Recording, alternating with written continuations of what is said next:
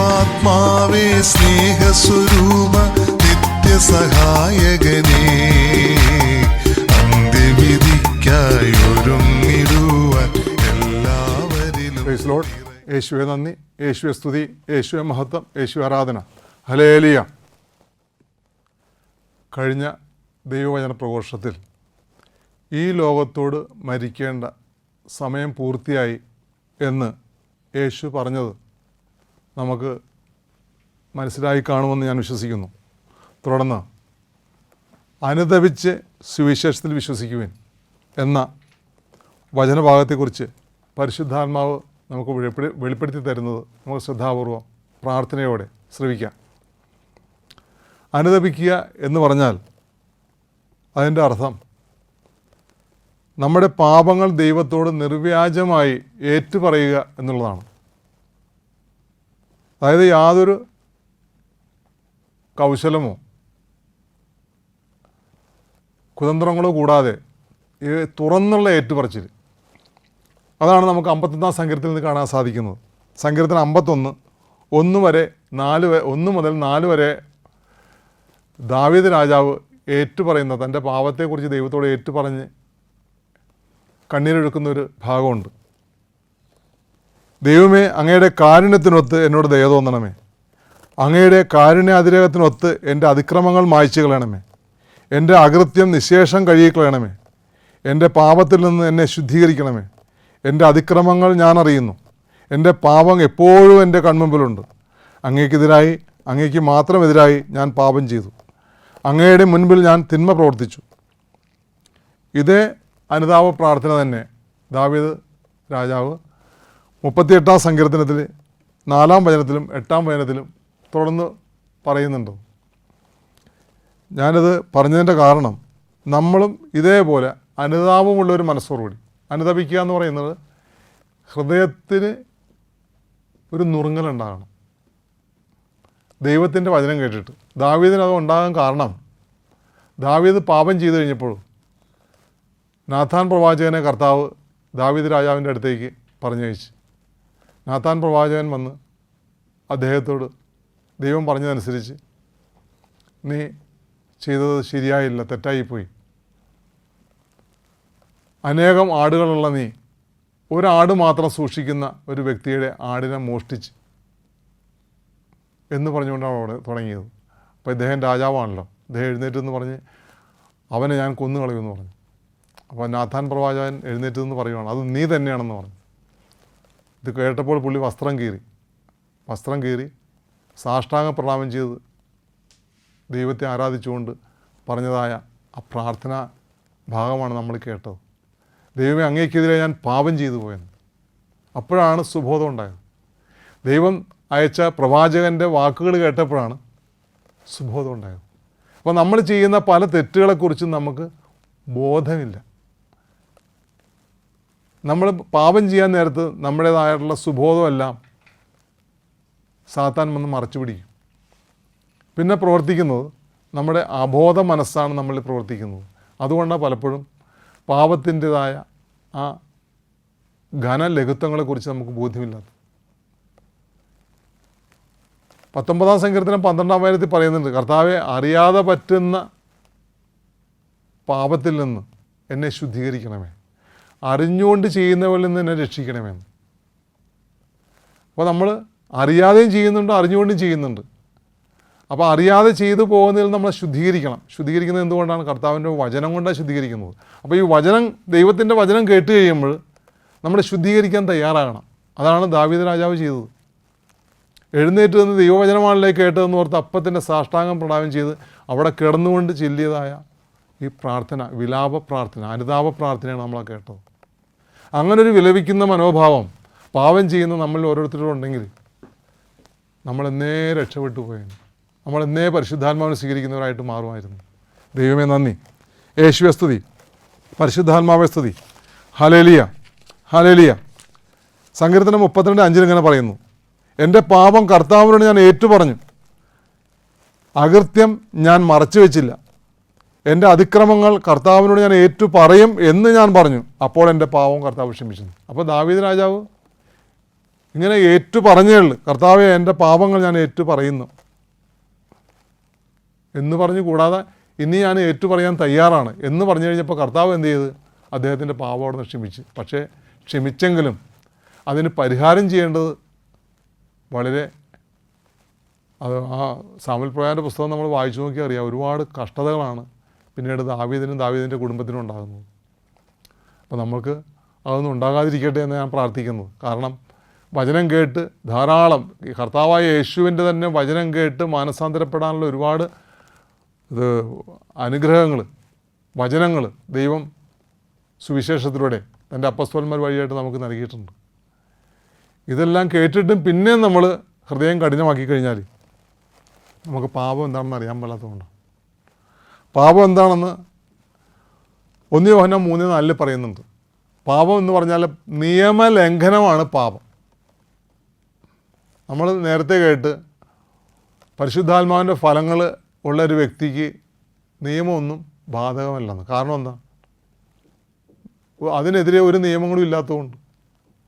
ആ പറയുന്നതായ ഫലങ്ങൾക്ക് എതിരായിട്ട് ഒരു നിയമവുമില്ല. കാരണം അത് അനുഷ്ഠിക്കുന്നൊരു വ്യക്തി, പരിശുദ്ധാത്മാവിൻ്റെ ഫലങ്ങൾ ഉള്ളതായൊരു വ്യക്തി പെർഫെക്റ്റാണ്. അവനിൽ ദൈവം വസിക്കുന്നു. ദൈവത്തിൻ്റെതായ പരിപൂർണത ആ വ്യക്തികളുണ്ടാവും. അതുകൊണ്ടാണ് അങ്ങനെ പറയുന്നത്. അപ്പോൾ അവനെതിരെ ഒരു നിയമവും ഉയർത്തെഴുന്നേൽക്കില്ല. നിയമത്തിന് വിധേയനല്ല, ദൈവകൃപയ്ക്ക് കീഴിലാണ്. അപ്പോൾ നിയമം എന്ന് പറയുന്നത് എന്താണ്? അടുത്തത് നിയമം എന്താണെന്ന് നമുക്ക് പരിശോധിക്കാം. എല്ലാ കാര്യങ്ങളുടെയും ക്രമീകരണ വ്യവസ്ഥയ്ക്കാണ് നിയമം എന്ന് പറയുന്നത്. ഏത് കാര്യമുണ്ടാ അതിനെല്ലാം ക്രമീകരിക്കുന്ന അവസ്ഥ. പാപത്തെ മാത്രമല്ല, എല്ലാ കാര്യങ്ങളെയും, എന്തെല്ലാം കാര്യങ്ങൾ സൂര്യന് താഴെ ഈ ലോകത്തിലുണ്ടോ അതിനെല്ലാം ക്രമീകരിക്കുന്നതായ വ്യവസ്ഥയുടെ പേരാണ് നിയമം എന്ന് പറയുന്നത്. Praise lord. യേശുവേ നന്ദി. സങ്കീർത്തനം 19 12 13 നമുക്കൊന്ന് നേരത്തെ പറഞ്ഞ് ഒന്നുകൂടി ഏറ്റു പറയാം. നമുക്ക് സ്വന്തം തെറ്റുകൾ മനസ്സിലാക്കാൻ ആർക്ക് കഴിയും? അറിയാതെ പറ്റുന്ന വീഴ്ചകളിൽ നിന്ന് എന്നെ ശുദ്ധീകരിക്കണമേ. ബോധപൂർവം ചെയ്യുന്ന തെറ്റുകളിൽ നിന്ന് ഈ ദാസനെ കാത്തുകൊള്ളണമേ. അവ എന്നിൽ ആധിപത്യം ഉറപ്പിക്കാതിരിക്കട്ടെ. അപ്പോൾ ഞാൻ നിർമ്മലനായിരിക്കും, മഹാപരാധങ്ങളിൽ നിന്ന് ഞാൻ വിമുക്തനായിരിക്കും. അപ്പോൾ നമ്മൾ അറിയാതെ ചെയ്യുന്ന പാപങ്ങൾ നിസ്സാരവൽക്കരിച്ച് കഴിഞ്ഞാൽ സംഭവിക്കുന്ന കാര്യമാണ് ഈ പറഞ്ഞത്. പാപം നമ്മളിൽ ആധിപത്യം സ്ഥാപിക്കും. അങ്ങനെ ഉണ്ടാകാതിരിക്കട്ടെ എന്നാണ് പറയുന്നത്. അപ്പോൾ ചോദിക്കും, പാപങ്ങൾ എന്തുമാത്രം ഉണ്ടെന്ന് ചോദിച്ചിട്ടുണ്ടെങ്കിൽ നമ്മൾ പൗലോസ്ലിയ പറയുന്നുണ്ട് പാപങ്ങളെക്കുറിച്ച്. ജഡമോഹങ്ങൾ, നമുക്കുള്ളതായ ജഡമോഹങ്ങളെന്ന് പറയുന്നത് നമ്മുടെ ആത്മാവിനെതിരാണെന്നാണ് പറയുന്നത്. ഗലാത്യർക്കെതിരായ 5 17 റോമാലേഖനം 7 19-21 വരെയുള്ള വചനങ്ങളും വായിച്ചു നോക്കിയാൽ ഈ പാപം മൂലം നമ്മളിലുണ്ടാകുന്നതായ ആ വേരിയേഷൻ പൗലോസ്ലിയ കൃത്യമായിട്ട് പറയുന്നുണ്ട്. ഒന്ന് ശ്രദ്ധിച്ചേ കേട്ടോ. ജഡമോഹങ്ങൾ ആത്മാവിന് എതിരാണ്. ആത്മാവിൻ്റെ അഭിലാഷങ്ങൾ ജഡത്തിനും എതിരാണ്. അവ പരസ്പരം എതിർക്കുന്നത് നിമിത്തം ആഗ്രഹിക്കുന്നത് പ്രവർത്തിക്കാൻ നിങ്ങൾക്ക് സാധിക്കാതെ വരുന്നു.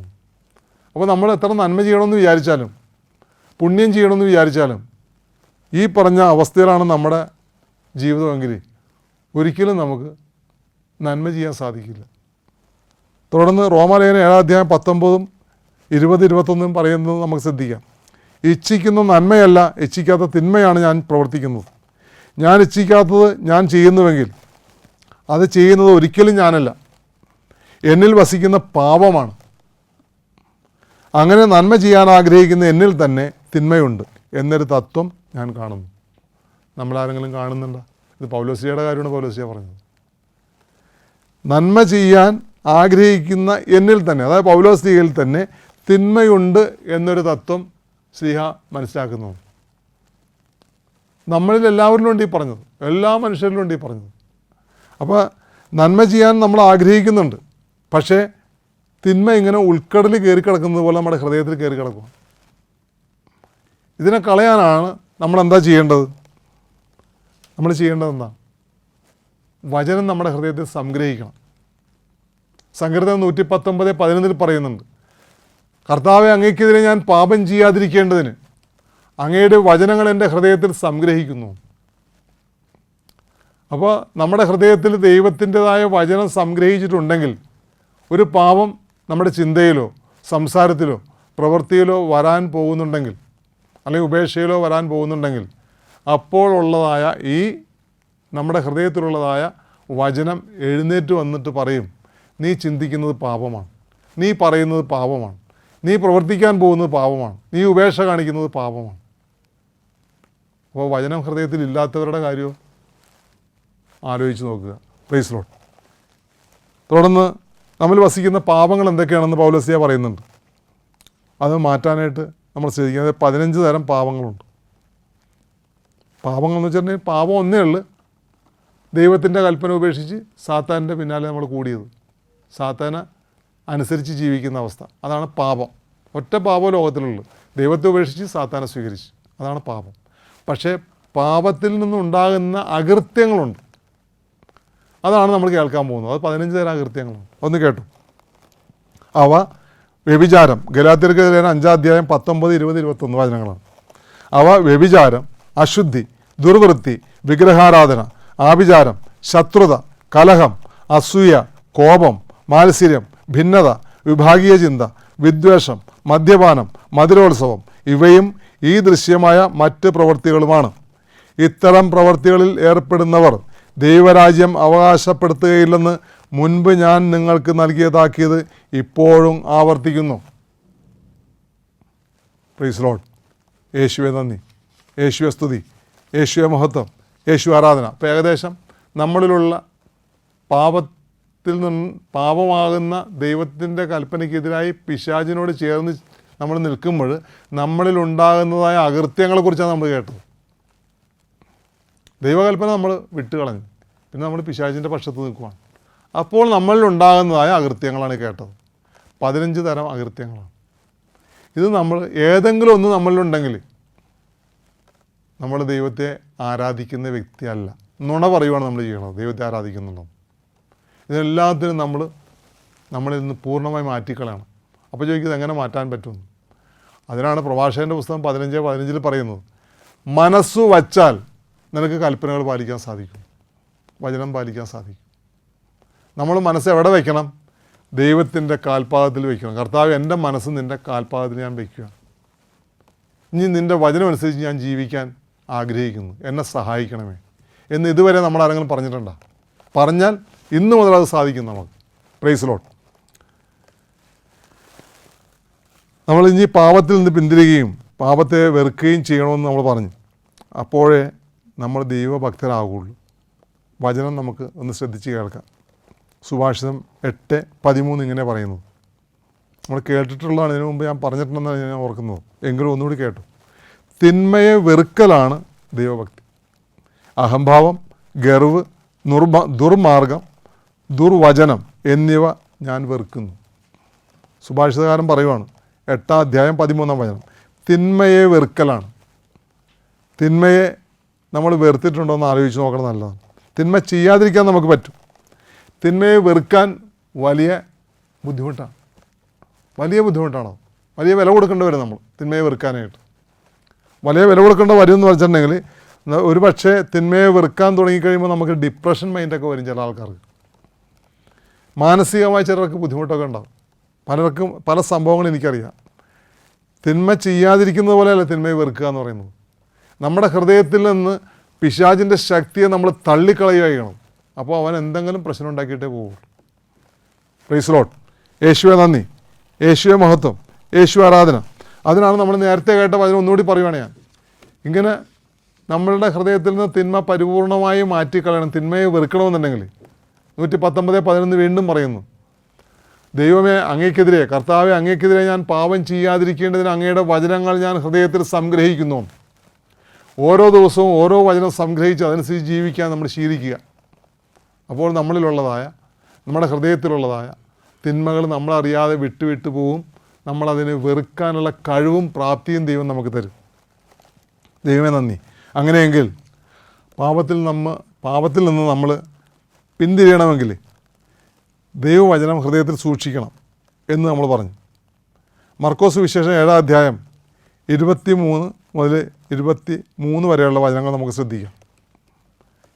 കാരണം ഈ പാപം എങ്ങനെയാണ് നമ്മളിൽ ഉണ്ടാകുന്നതെന്നും നമ്മളിത് പുറത്തേക്ക് പ്രകടമാക്കുന്നത് എന്തെല്ലാമാണെന്നും യേശു പറയുന്നുണ്ട്. അല്ലാതെ ഒരു വിധത്തിൽ നമ്മുടെ ഹൃദയത്തിൽ നിന്നാണ്, നമ്മളുടെ ഉള്ളിൽ നിന്നാണ് ഓരോ പാപങ്ങളും പുറപ്പെടുന്നതെന്നാണ് കർത്താവായ യേശു പറയുന്നത്. അത് നമ്മളിൽ ഇതിനെതിരായിട്ടുള്ളതായ വചനങ്ങൾ നമ്മുടെ ഹൃദയത്തിൽ സ്വീകരിക്കാത്തതുകൊണ്ടാണ്. മർക്കോസ് സുവിശേഷം 7-ാം അധ്യായം 21, 22, 23 ഇങ്ങനെ പറയുന്നത്: ഉള്ളിൽ നിന്നാണ്, മനുഷ്യൻ്റെ ഹൃദയത്തിൽ നിന്നാണ് ദുശ്ചിന്ത, പരസംഗം, മോഷണം, കൊലപാതകം, വ്യഭിചാരം, ദുരാഗ്രഹം, ദുഷ്ടത, വഞ്ചന, ഭോഗാസക്തി, അസൂയ, ദൂഷണം, അഹങ്കാരം, മൂഢത എന്നിവ പുറപ്പെടുന്നു. ഈ തിന്മകളെല്ലാം ഉള്ളിൽ നിന്ന് വരുന്നു. അവ മനുഷ്യനെ അശുദ്ധനാക്കുകയും ചെയ്യുന്നു. അപ്പോൾ നമ്മൾ അശുദ്ധരായിട്ട് മാറും. വിശുദ്ധരായി ജീവിക്കേണ്ട നമ്മൾ ഈ പറഞ്ഞതായ ഉള്ളിൽ നിന്ന് വരുന്നതായ തിന്മ പ്രവൃത്തികൾ നമ്മളതിനെ വെറുക്കാത്തതുകൊണ്ടാണ് അതിങ്ങനെ ഉള്ളിൽ ചുറ്റിപ്പറ്റി നിൽക്കണത്. വെറുത്ത് കഴിഞ്ഞാൽ ഇത് പോയിക്കൊള്ളും. നേരത്തെ പറഞ്ഞ പോലെ വചനം നമ്മുടെ ഹൃദയത്തിൽ ഓരോന്നോരോന്നായിട്ട് സംഗ്രഹിച്ചു കഴിഞ്ഞാൽ അതിനെതിരെയുള്ള എല്ലാ പാവങ്ങളും അതിനനുസരിച്ച് വിട്ട് പോയിക്കൊള്ളും. വചനം സ്വീകരിക്കാത്തതുകൊണ്ടാണ് ഈ പറഞ്ഞ തിന്മകളെല്ലാം നമ്മളിൽ കുടികൊള്ളണം. നമ്മൾ മനസ്സുകൊണ്ടെങ്കിൽ ഈ പറഞ്ഞ പാവങ്ങൾ ചെയ്യുന്നുണ്ട്. പുറത്ത് പറയുകയും പ്രവർത്തിക്കുകയും ചെയ്യുന്നുണ്ടാവില്ല, പക്ഷേ മനസ്സുകൊണ്ട് ചെയ്യുന്നു. ഭൂരിഭാഗം പേരും മനസ്സുകൊണ്ടാണ് പാപം ചെയ്യുന്നത്, അതുകൊണ്ട് ആസ്വദിക്കുകയും ചെയ്യും. അതുകൊണ്ടാണ് തിന്മയെ വെറുക്കുന്നതാണ് ദൈവഭക്തി എന്ന് പറയുന്നത്. ദൈവഭക്തി എന്ന് പറയുന്നത് പരിശുദ്ധാത്മാവിൻ്റെ ഫ്രൂട്ടാണ്, ദാനമാണ്. ദ ഗിഫ്റ്റ് ഓഫ് ഹോളി സ്പിരിറ്റാണ്. പരിശുദ്ധാത്മാവിൻ്റെ ദാനമാണ് ദൈവഭക്തി. ഈ ദൈവഭക്തി ഉണ്ടാകണമെങ്കിൽ ദൈവഭയം നമുക്ക് ആവശ്യമാണ്. അതും ദൈവത്തിൻ്റെ ദാനമാണ്, പരിശുദ്ധാത്മാവിൻ്റെ ദാനമാണത്. ദൈവഭയം ഇല്ലാത്തതുകൊണ്ടാണ് ദൈവഭക്തരായി നമ്മൾ മാറാത്തത്. ദൈവഭയം ഇല്ലാത്തതുകൊണ്ട് ദൈവത്തിനെതിരെ പാപം ചെയ്തുകൊണ്ടിരിക്കുന്നത് നമ്മൾ. അതുവഴി ദൈവഭക്തരല്ലാതായി നമ്മൾ മാറുകയാണ്. അപ്പോൾ പാപങ്ങളെല്ലാം നമ്മളിൽ ഇങ്ങനെ കുമിഞ്ഞുകൂടി വരും, ദൈവഭക്തി നമ്മളിൽ നിന്ന് വിട്ടുപോകുമ്പോൾ. അല്ലാതെ നമ്മളെപ്പോഴും പള്ളിയിൽ തന്നെ ആയിരിക്കുന്നത്, എപ്പോഴും തന്നെ ചർച്ചിലായിരിക്കുന്നത്, മറ്റതുപോലെ എന്നെ പ്രാർത്ഥനാ മന്ദിരങ്ങളിലായിരിക്കുന്നു എന്നല്ല ദൈവഭക്തി എന്ന് പറയുന്നത്. ഇന്ന് ഇപ്പം എൻ്റെ നോട്ടത്തിൽ പറയുവാണെങ്കിൽ ഇന്ന് ഏതാണ്ട് കേരളത്തിൽ 105-ൽ പരം വചന കൂടാരങ്ങളുണ്ട്. ഈ വചന കൂടാരങ്ങളിൽ ധാരാളം തിന്മ പ്രവൃത്തികൾ ചെയ്യുന്ന ആൾക്കാരുണ്ട്. എനിക്കറിയാവുന്നതുകൊണ്ടാണ് ഞാൻ പറയുന്നത്. അവരറിയുന്നില്ല ആ പാവം ദൈവത്തിനെതിരായിട്ടുള്ളതാണ് അവർ ചെയ്തുകൊണ്ടിരിക്കുന്നത്. ശരിയായ രീതിയിൽ വചനം എന്താണെന്ന് അഭ്യസിച്ച് കഴിഞ്ഞാൽ, ഇപ്പോൾ ഈ പറഞ്ഞ പോലെ വചന കൂടാരത്തിലുള്ള സഹോദരങ്ങൾക്ക് ഒരിക്കലും ഈ പാപം ചെയ്യേണ്ടതായിട്ട് വരില്ല. കാരണം വചനം നമ്മൾ കൂടുതലായിട്ട് പഠിക്കണം, ആഴത്തിൽ പഠിക്കണം. നമ്മൾ വചനം നമ്മുടെ ജീവനാണ്. മോശ നിയമാവർത്തന പുസ്തകം 32-ാം അധ്യായത്തിൽ 46-47 വചനങ്ങൾ പറയുന്നുണ്ട്. ഇത് നിങ്ങളുടെ മക്കളെ, ദൈവത്തിൻ്റെ വചനങ്ങൾ നിങ്ങളുടെ മക്കളെ പഠിപ്പിക്കണം. കാരണം മറ്റൊന്നും കൊണ്ടല്ല, നിങ്ങളും പഠിച്ചിരിക്കണം, നിങ്ങളുടെ മക്കളെയും പഠിപ്പിക്കണം. നിങ്ങൾ തലമുറയായിട്ട് ഇത് പഠിപ്പിച്ചുകൊണ്ടിരിക്കണം. കാരണം ഇത് നിങ്ങളുടെ ജീവനാണ്, നിസ്സാര കാര്യമല്ലെന്ന്. നമ്മളെപ്പോഴും വചനത്തെ നിസ്സാരവൽക്കരിക്കുന്നതുകൊണ്ടാണ് വചനത്തിനെതിരായിട്ടുള്ള പാപങ്ങൾ നമ്മൾ ചിന്തിക്കുകയും പറയുകയും പ്രവർത്തിക്കുകയൊക്കെ ചെയ്യുന്നു, ഉപേക്ഷ കാണിക്കുകയൊക്കെ ചെയ്യുന്നു. പക്ഷേ ഈ ചിന്ത കൊണ്ടും ഉപേക്ഷ കൊണ്ടുമാണ്, പറയൽ കൊണ്ടുമാണ്, അതായത് സംസാരം കൊണ്ടുമാണ് നമ്മൾ ധാരാളം പാപം ചെയ്യുന്നത്. പ്രവൃത്തിയൊന്നും നമ്മൾ ചെയ്യുന്നില്ല. പ്രവൃത്തി ചെയ്യാൻ നമുക്ക് ഭയമാണ്. ആരെ? ദൈവത്തെ അല്ല ഭയം, മനുഷ്യരെ. ദുരഭിമാനവും മനുഷ്യരെ പേടിയൊക്കെ ഉണ്ട്. മനുഷ്യരുടെ തല്ലുകൊള്ളുക, അവരുടെ ചീത്ത വിളി കേൾക്കുക എന്നൊക്കെ ഓർത്തിട്ടാണ് ചെയ്യാത്തത്. മനസ്സുകൊണ്ട് നമ്മൾ ചെയ്യുകയും പറയുകയും ഉപേക്ഷ കാണിക്കുകയൊക്കെ ചെയ്യുന്നുണ്ട്. ധാരാളം പാപം ചെയ്യുന്നുണ്ട്.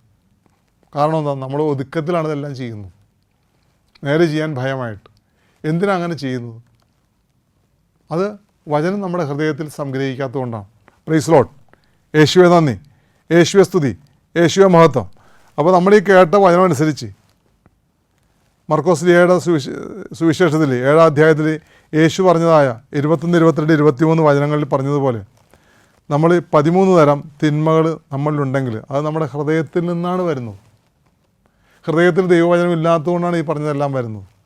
അതിനെക്കുറിച്ചെല്ലാം നമ്മൾ ധ്യാനിച്ച് ഇതിൽ ഏതെങ്കിലും എന്നിൽ പ്രവർത്തിക്കുന്നുണ്ടോ എന്ന് നമ്മളൊന്ന് ബോധ്യപ്പെടുന്നത് നല്ലതായിരിക്കും. നമുക്ക് ലൂക്കാസ് സുവിശേഷം 18-ാം അധ്യായം 9 മുതൽ 14 വരെ യേശുനാഥൻ ഒരു ഉപമ പറയുന്നുണ്ട്. ഫരിസേയനെയും ചുങ്കക്കാരനെയും കുറിച്ച്. അവർ ദേവാലയത്തിൽ പ്രാർത്ഥിക്കാൻ പോയ സംഭവമാണത്. ഫരിസേയൻ വന്നിട്ട് താൻ ചെയ്ത എല്ലാ അനുഷ്ഠാനങ്ങളെക്കുറിച്ച് ദൈവത്തെ ഓർമ്മിപ്പിച്ച് മറ്റുള്ളവരെ തരം താഴ്ത്തിക്കൊണ്ട് പ്രാർത്ഥിച്ച്, ചുങ്കക്കാരനാകട്ടെ ദൂരെ നിന്ന് സ്വർഗത്തിലേക്ക് കണ്ണുകൾ ഉയർത്താൻ പോലും ധൈര്യം കാണിക്കാതെ മാറത്തടിച്ചുകൊണ്ട് അദ്ദേഹം ഇങ്ങനെ പറഞ്ഞു, ദൈവമേ പാപിയായ എന്നിൽ കനിയണമേ. ആ ഒരൊറ്റ പ്രാർത്ഥനയെ ഈ ചുങ്കക്കാരൻ പ്രാർത്ഥിച്ചുള്ളൂ.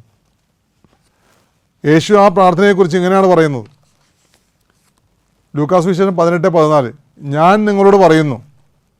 അവിടെ ഉണ്ടായിരുന്നത് ഫരിസേയരും നിയമജ്ഞനുമായിരുന്നു, അവരോടാണ് പറയുന്നത്. ഞാൻ നിങ്ങളോട് പറയുന്നു, ചുങ്കക്കാരൻ ആ ഫരിസേയനേക്കാൾ നീതീകരിക്കപ്പെട്ടവനായി വീട്ടിലേക്ക് മടങ്ങി. എന്തെന്നാൽ തന്നെ ഉയർത്തുന്നവൻ താഴ്ത്തപ്പെടും, തന്നെത്താൻ താഴ്ത്തുന്നവൻ ഉയർത്തപ്പെടുകയും ചെയ്യും. അപ്പം ചുങ്കക്കാരൻ ഒരു പ്രാർത്ഥനയെ പ്രാർത്ഥിച്ചുള്ളൂ, മാർത്തടിച്ചുകൊണ്ട്, ദൈവമായ കർത്താവേ പാപിയായ എന്നിൽ കനിയണമേ. വേറെ അവൻ ചെയ്തിട്ടുള്ള ഒരു കാര്യങ്ങളും അവൻ എടുത്ത് പറഞ്ഞില്ല. പക്ഷേ ഫരിസേയൻ എന്താ പറഞ്ഞത്? അയാൾ അനുഷ്ഠിച്ചിട്ടുള്ളതും അനുഷ്ഠിക്കാൻ പോണതും അനുഷ്ഠിച്ചുകൊണ്ട് ചിരിക്കുന്നതും എല്ലാ സൽപ്രവൃത്തികളുടെയും ഉപവാസത്തിൻ്റെയും എല്ലാ കാര്യങ്ങളുടെയും കണക്ക് ദൈവത്തിന് മുമ്പിൽ ബോധിപ്പിച്ചു. ദൈവത്തിന് നമ്മുടെ കണക്കൊന്നും കേൾക്കണ്ട, നമ്മുടെ അനുഷ്ഠാന കലകളുടെയും ആവശ്യമില്ല, നമ്മുടെ നേർച്ചയുടെയും ആവശ്യമില്ല, നമ്മുടെ ഉപവാസത്തിൻ്റെ ആവശ്യമില്ല.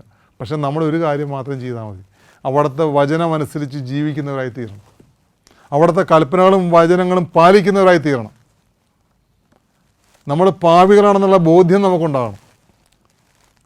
ചുങ്കക്കാരൻ പറഞ്ഞ എന്താണ്? അവൻ പാപിയാണെന്നുള്ള ബോധ്യം അവനുണ്ടായിരുന്നു. അങ്ങയുടെ മുമ്പിൽ നിൽക്കാൻ പോലും ഞാൻ യോഗ്യനല്ല, അങ്ങയോട് പ്രാർത്ഥിക്കാൻ പോലും ഞാൻ യോഗ്യനല്ല കർത്താവേ, അതുകൊണ്ട് പാപിയായ എന്നിൽ കനിയണമേ എന്നൊരൊറ്റ വാക്ക് മാത്രമേ അയാൾ പറഞ്ഞുള്ളൂ, ഒറ്റ സെൻറ്റൻസ് മാത്രമേ അയാൾ പറഞ്ഞുള്ളൂ.